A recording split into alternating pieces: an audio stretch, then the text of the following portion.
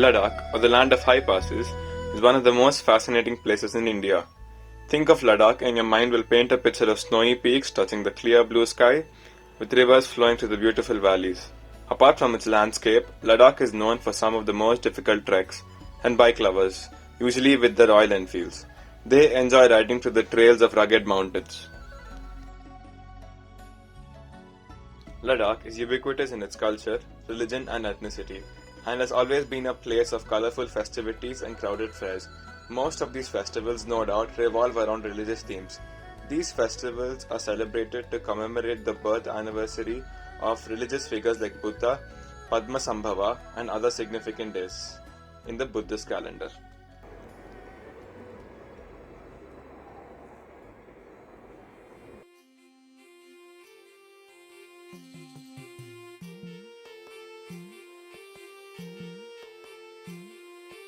In this land of rich tradition, every joyous occasion, be it a marriage ceremony, the birth of a child, or harvesting, is celebrated with singing and dancing on traditional songs, clad in rich costumes, and by organizing elaborate feasts.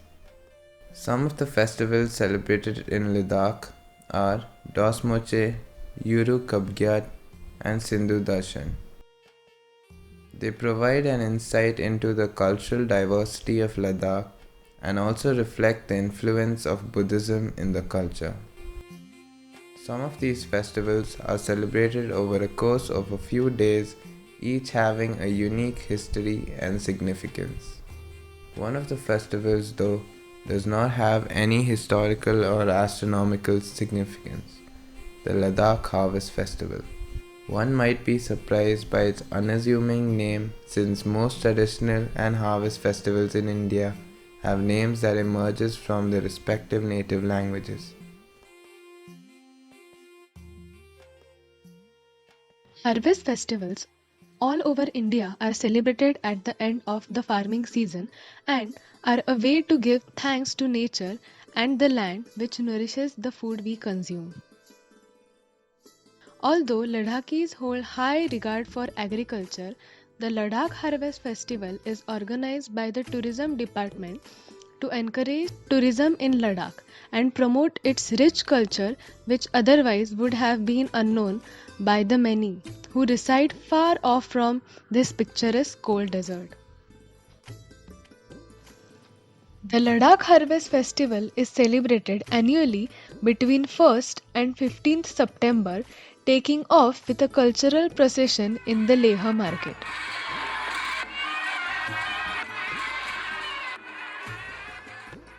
People clad in vibrant traditional clothes, costumes, and masks participate in several song and dance performances.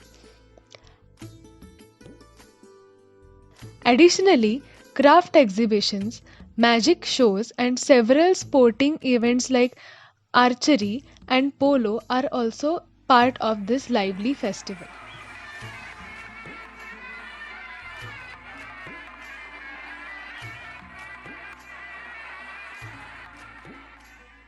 Apart from the fine display of art, color, and talent, the Ladakh Harvest Festival also features foods and beverages like momos, chang, and butter tea.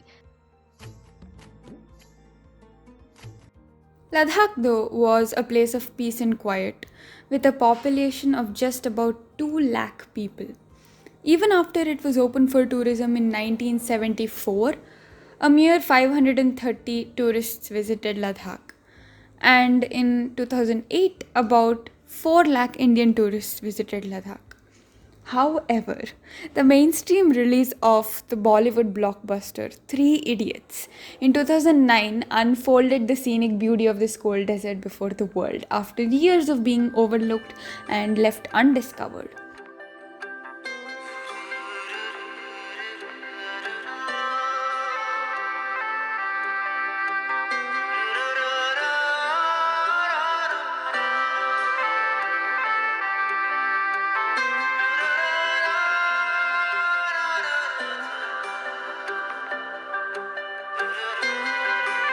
shortly after, Ladakh saw an exponential rise in the number of tourists as well as a boost in the economy.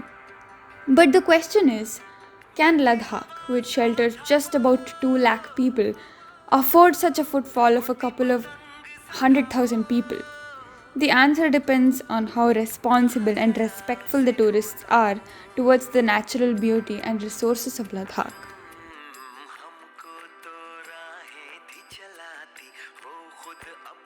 Pangong Lake, a deep blue lake girdled by a range of pale mountains, is a sight to behold.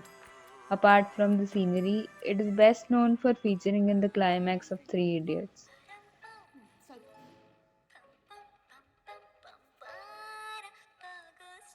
Its banks are now crowded with props and posters from the movie and several restaurants for tourists to dine in. But ever since becoming a popular tourist attraction, the amount of trash in the vicinity of the lake has been uncontrollably increasing. Tourists tend to leave behind empty packets and disposable cups and plates, contributing to the deterioration of Ladakh's ecosystem. Water in Ladakh is a precious commodity. Annually, Ladakh receives about 100 millimeters of rain as it lies on the leeward side of the Trans-Himalayan range. The locals are accustomed to using a limited amount of water every day, but tourists use just as much water as they would in any other place, if not more. Studies show that an average Ladakhi uses about 20 liters of water a day, compared to at least 75 liters used by a tourist. Tourism in Ladakh also brought with it an augment in the carbon footprint. Plastic water bottles are sourced for tourists from thousands of kilometers away by means of trucks, only to end up in the ever expanding dumping grounds of Ladakh. The incoming taxis, cars, and buses, fueled by diesel, release black suspended particles which settle on glaciers, making them darker. Consequently, the glaciers absorb more sunlight and are melting faster than anticipated. Measuring the effects of the sudden increase in tourism in Ladakh is definitely a cause of great dilemma because, on one hand, it boosted the economy and provided innumerable job opportunities to the locals, but on the other hand, the future of Ladakh is at stake. The stark beauty of this cold desert has almost become a curse for its environment. This can be reversed by encouraging responsible tourism or looking for sustainable alternatives or limiting the number of tourists or replacing diesel with electricity and so much more. But listing solutions isn't really hard. Implementing them in a place with a footfall of a couple of 100,000 people definitely is.